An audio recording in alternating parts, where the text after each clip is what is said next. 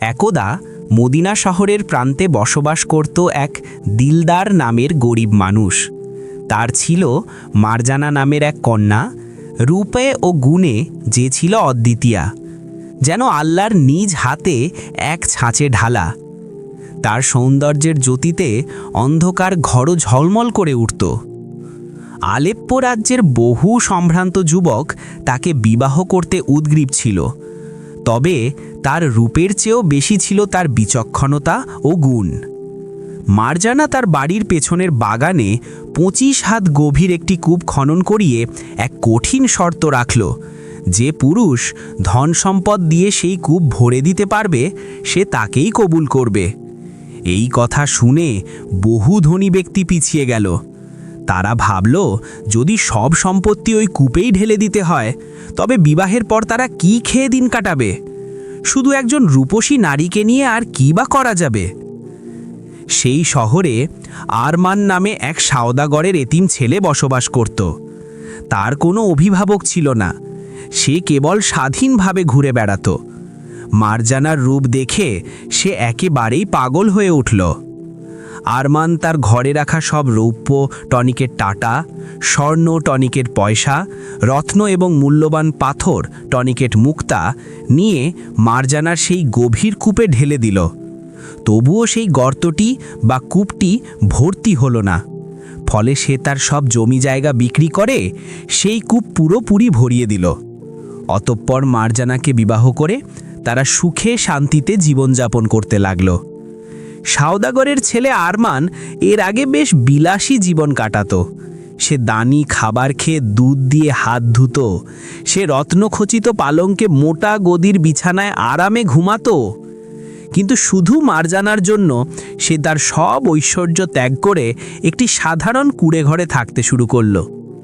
সে মাটিতে শুয়ে রাত্রি যাপন করত এবং মারজানার মুখ দেখে নিজের সমস্ত কষ্ট ভুলে যেত। মারজানা আসলে খুবই চতুর অথবা বুদ্ধিমতী ছিল। সে তো কেবল আরমানের মন ও ভালোবাসা পরীক্ষা করছিল। স্বামীর এমন কষ্ট তার পক্ষে আর সহ্য করা সম্ভব হলো না। সে বাজার থেকে উন্নত মানের কাপড় কিনে আনলো এবং নিজের হাতে খুব সুন্দর একটি পোশাক তৈরি করল। পোশাকটি স্বামীর হাতে দিয়ে তাকে দামেস্কো রাজ্যে গিয়ে 500 রৌপ্য মুদ্রায় টনিকের টাকায় বিক্রি করে আসতে বলল। আরমান সেই পোশাক নিয়ে পুরো রাজ্যে ঘুরতে লাগলো। যে কেউ এত সুন্দর পোশাক দেখত সে তার দাম জিজ্ঞেস করত, কিন্তু আরমান কোনো উত্তর না দিয়ে সামনের দিকে এগিয়ে যেত। এভাবে হাঁটতে হাঁটতে সে সুলতানের দরবারে উপস্থিত হলো। সুলতান এত চমৎকার পোশাক দেখে বুঝতে পারলেন যে এই পোশাকটি তার রাজ্যের জন্য উপযুক্ত কিনা। তারপর তিনি আরমানকে জিজ্ঞেস করলেন, সত্যি বল, এই পোশাক তুই কোথা থেকে এনেছিস? আরমান উত্তর দিল, মহামান্য সুলতান, আমার স্ত্রী মারজানা এই পোশাক সেলাই করে আমাকে বিক্রির জন্য দিয়েছে। এর দাম সে 500 রৌপ্য মুদ্রা টনিকের টাকায় নির্ধারণ করে দিয়েছে। মারজানার রূপের কথা সুলতানের কানেও পৌঁছেছিল। এখন এই পোশাকটি দেখে তার মন আর স্থির থাকল না। তিনি অস্থির হয়ে উঠলেন। তিনি তৎক্ষণাৎ আরমানকে বেঁধে কারাগারে নিক্ষেপ করলেন। এরপর তিনি এক খাদিমাহকে ডেকে বললেন, যা, মারজানাকে আজই আমার কাছে এনে দিবি, তাহলে তোকে এই রাজ্যে থাকতে দেব, নয়তো তোর এক গালে চুন এবং অন্য গালে কালি মাখিয়ে রাজ্য থেকে তাড়িয়ে দেব। খাদিমাহ এই কথা শুনে দ্রুত বাহন নিয়ে মারজানার কাছে পৌঁছালো। সেখানে পৌঁছে সে কৃত্রিম কান্না করতে করতে বলল, বেটি, তোর স্বামী আজ সুলতানের দরবারে কাপড় বিক্রি করতে গিয়েছিল। সুলতানের প্রধান হাতিটি আজ 8 দিন ধরে পাগলের মতো ঘুরে বেড়াচ্ছে। সে আজ তোর স্বামীকে সুর দিয়ে তুলে নিজের পা দিয়ে পিষে মেরে ফেলেছে। হায়, রক্তের নদী বয়ে চলেছে সেখানে। সে তোকে খুব কষ্ট করে মনে করছে। তোকে সাথে করে নিয়ে যাওয়ার জন্য সুলতানই বাহন পাঠিয়েছেন। আরমানের কথা শুনে মারজানার মাথায় আর কোনো বুদ্ধি কাজ করল না। কাঁদতে কাঁদতে সে খাদিমাহের সাথে গিয়ে বাহনে বসে পড়ল। খাদিমাহ রাজপ্রাসাদের দরজায় বাহনটি থামালো। সুলতান তো পথ চেয়েই ছিলেন। যেই মারজানা এলো, সুলতান তাকে ধরে নিয়ে গিয়ে একটি নির্জন ঘরের ভেতরে তালাবদ্ধ করে দিলেন। এখন মারজানা সব কিছু বুঝতে পারল। সে এক অজানা ভয়ে ঘেরা পড়ল। নিজের বোকামির জন্যেই তো সে ঘর থেকে এভাবে চলে এসেছে। এখন কি উপায় তার সামনে? ওদিকে সুলতান আরমানকে প্রাণে না মেরে 500 রৌপ্য মুদ্রা দিয়ে বিদায় করে দিলেন। আরমান ঘরে পৌঁছে দেখল মারজানা নেই। মারজানা আমাকে ছেড়ে কোথায় চলে গেল, এই কথা বলে সে খুব কাঁদল। এখানে ওখানে বহু খোঁজাখুঁজি করল, কিন্তু কোথাও তাকে খুঁজে না পেয়ে অবশেষে সে পাগল হয়ে গেল। এখন সুলতান মারজানাকে বিবাহ করার প্রস্তাব দিলেন। মারজানা দেখল যে পালানোর আর কোনো পথ নেই। যদি সে রাজি না হয় তবে কি সুলতান তাকে মুক্তি দেবেন? কিন্তু মনে একটি চালাক বুদ্ধি এঁটে সে বলল, যদি সুলতান এই সাধারণ দাসীকে তার মহান চরণে জায়গা দেন তবে এর চেয়ে বড় ভাগ্য আর কি হতে পারে আমার? আমি আমার কুঁড়ে ঘর ছেড়ে এত বড় রাজপ্রাসাদে থাকব। রাজ্যের সুলতানকে আমি আমার স্বামী রূপে পাব। সেই ভিখারির সাথে আমার কি সম্পর্ক? কিন্তু আমার একটি ব্রত আছে, 4 মাস পর্যন্ত কোনো পুরুষের ছায়া যেন আমার শরীরে না পড়ে। প্রতিদিন সকালে আমি দরিদ্র ও অভাবীদেরকে দান করব, আলেমদের খাবার খাওয়াবো, সব সময় বাতি জ্বালিয়ে আল্লাহর কাছে ইবাদত করব। তাই আমাকে কিছু স্বর্ণ দিন এবং আমার জন্য একটি আলাদা বাড়ি বানিয়ে দিন। আজ থেকে যেদিন 4 মাস পূর্ণ হবে ঠিক সেদিন আমি আপনার বেগম হব। সুলতান তার সরল কথায় সহজেই বিশ্বাস করলেন। তিনি কি আর জানতেন যে এই কথাগুলোর মধ্যেও কোনো চাতুরি লুকিয়ে আছে? শারজা রাজ্যের সীমান্তে একটি প্রাসাদ তৈরি করে দেওয়া হলো। দাসী, সেবিকা, ধনরত্ন সব সেখানে রাখা হলো। মারজানা সেখানেই বসবাস করতে লাগলো। প্রহরী নিযুক্ত করা হলো। ওদিকে মারজানা পালানোর পথ খুঁজতে লাগলো। একটি দাসীকে নিজের পক্ষে নিয়ে তার হাতে দিয়ে আরমানের কাছে খবর পাঠালো যে আগামীকাল মাঝরাতে তুমি এসো, আমরা দুজনেই রাজ্য ছেড়ে চলে যাব। প্রহরী এই কথা জানতে পেরে গেল। ঠিক সময়ে এসে সে সেই জায়গায় লুকিয়ে দাঁড়িয়ে রইল। 2টো ঘোড়া তৈরি রাখা ছিল। একটিতে মারজানা চড়ল এবং আরমানকে অন্যটিতে বসার ইশারা করে সে ঘোড়ার লাগামটি আলগা করে দিল। আরমান ঘোড়ায় চড়তে যাচ্ছিল যে প্রহরী তাকে ধাক্কা দিয়ে ফেলে দিয়ে নিজে ঘোড়ায় চড়ে বসল। সে ঘোড়াকে চাবুক মারল এবং ঘোড়া দ্রুত চলতে শুরু করল। মারজানা তো আগে এগিয়ে গিয়েছিল, তাই সে কিছুই জানতে পারল না। ভোর হওয়ার আগেই তারা সেই রাজ্য থেকে দূরে এক অন্য রাজ্য ইরাকে পৌঁছে গেল। এখন সে লম্বা শ্বাস নিয়ে পিছনে ফিরে দেখল তো তার গলা শুকিয়ে গেল। আরমান সেখানে ছিল না। প্রহরী তার পিছু নিয়েছে। আকাশ থেকে পড়ল তো বিপদেই পড়ল। এখন কি করবে? ঠিক আছে, যা হওয়ার হয়ে গেছে, সামনের দিকে নজর দিতে হবে। এই ভেবে সে প্রহরীর সাথে বলল, এই বিদিশ বিভুইয়ে আমি একজন একা নারী কী বা করতে পারি? চলো আমরা দুজনেই সংসার পেতে একসাথে থাকব। এভাবে কথা বলতে বলতে দুজনেই এগিয়ে যেতে লাগলো। চারিদিকে শুনশান মরুভূমি ছিল, কোথাও কোনো ঘর দেখা যাচ্ছিল না। মারজানা বলল, খিদে তেষ্টায় আমার খুব খারাপ অবস্থা, কোনো গ্রামঘরের চিহ্ন চোখে পড়ছে না। তুমি এই উঁচু খেজুর গাছটিতে চড়ে দেখো, হয়তো কোনো জনপদ দেখতে পাবে।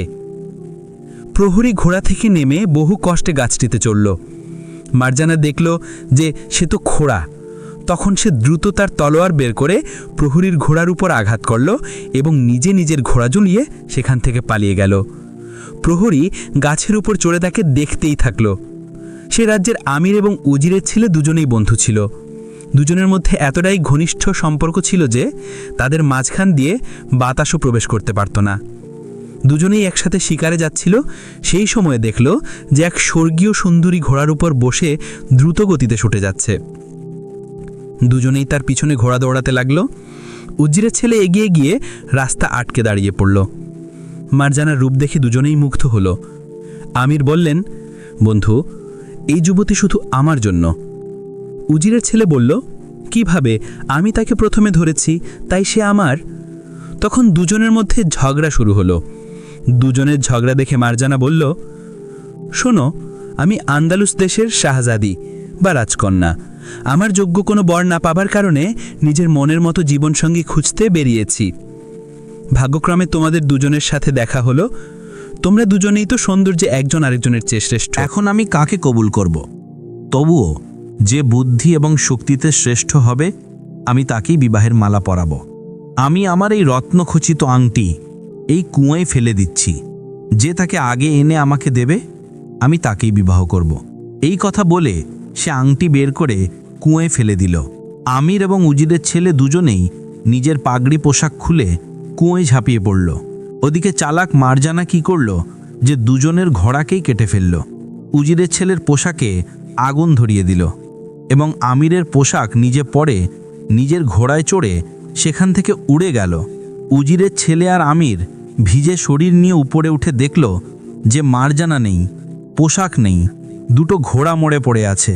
লজ্জায় দুজনেই একে অপরের সাথে চোখ মেলাতে পারল না, মাথা নিচু করে চুপচাপ রইল। চলতে চলতে মারজানা অন্য একটি রাজ্য বাগদাদে পৌঁছল।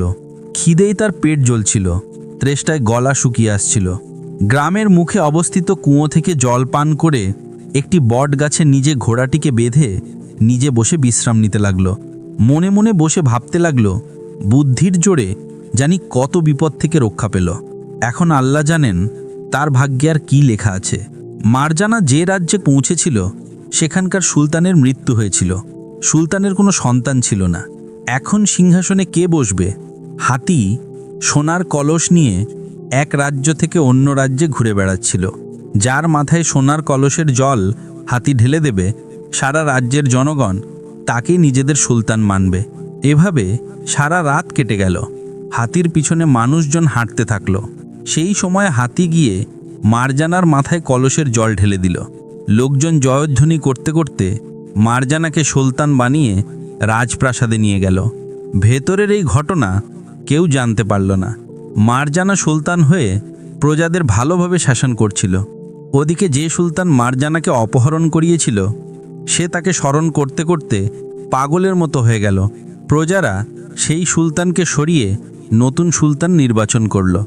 রাজত্ব চলে যাওয়ার পর সেই সুলতান মারজানাকে খুঁজতে বেরোলো।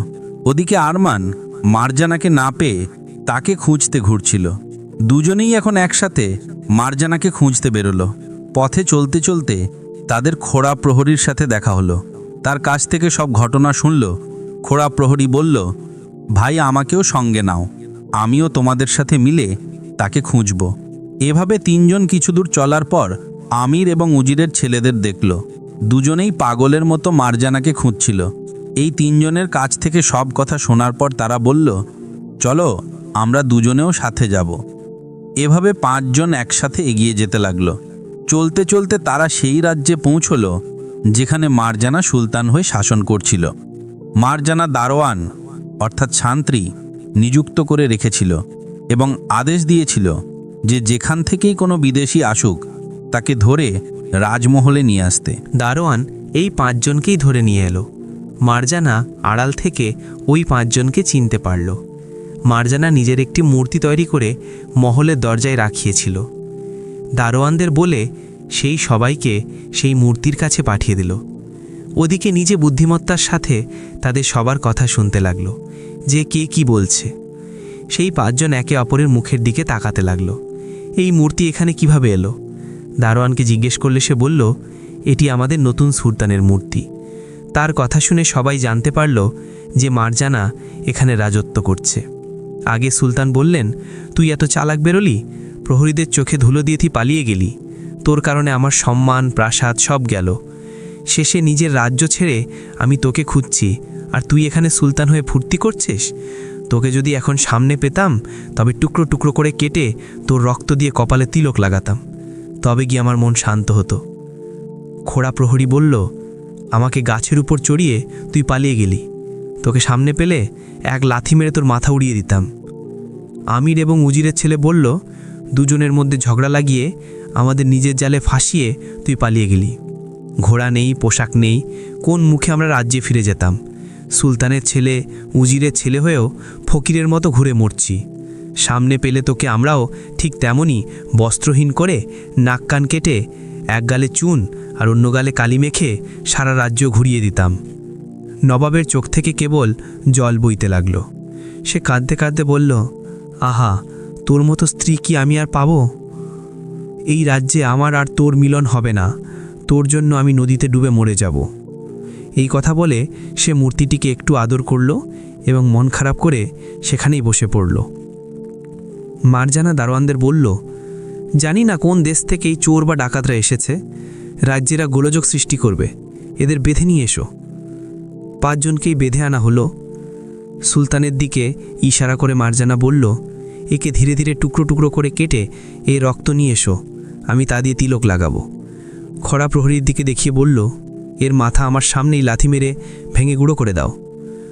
আমির এবং উজিরের থিলের দিকে ইশারা করে বলল, দুজনের এক এক গালের ডালি কামিয়ে নাক কান কেটে এক গালে চুন আর অন্য গালে কালি মেখে রাজ্য থেকে বের করে দাও। যে যেমন বলেছিল তার ফল সে তেমনই পেল। আরমানকে রাজপ্রাসাদের ভিতরে নিয়ে যাওয়া হলো। সুগন্ধি তেল মাখিয়ে তাকে স্নান করানো হলো, তাকে দামি পোশাক পরানো হলো এবং সুগন্ধি ও ফুল দিয়ে তাকে সাজিয়ে প্রস্তুত করা হলো। তারপর রাজপ্রাসাদের প্রধান মসজিদের কাছে তাকে নিয়ে যাওয়া হলো। সেখানে গিয়ে সে আর কি আল্লাহর কাছে দোয়া করবে। সে মাথা থেকে পা পর্যন্ত কাঁপতে লাগলো। এখন তার সময় শেষ হলো, তাকে এখানে কুরবানি দেওয়া হবে।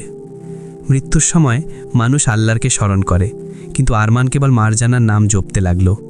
তোর চেহারা আমি দেখতে পেলাম না, আমাকে কেন ছেড়ে চলে গেলি? সেই সময় মারজানা এসে তার পায়ে লুটিয়ে পড়ল। মারজানা ছিল রাজকীয় পোশাকে, সোনা রূপা হিরে নীলমণির মতো 8টি রত্নের অলঙ্কারে তার শরীর ঝলমল করছিল। আরমানকে জড়িয়ে ধরে বলল, ওহো, আমার জন্য তুমি জানি কত কষ্ট সহ্য করেছ। এই কথা বলে সে নিজের মাথা থেকে মুকুট খুলে স্বামীর মাথায় পরিয়ে দিল। সেই দিন থেকে আরমান সেই দেশের সুলতান হয়ে প্রজাদের শাসন করতে লাগল। দুজনে সুখে শান্তিতে রাজত্ব করতে লাগলো।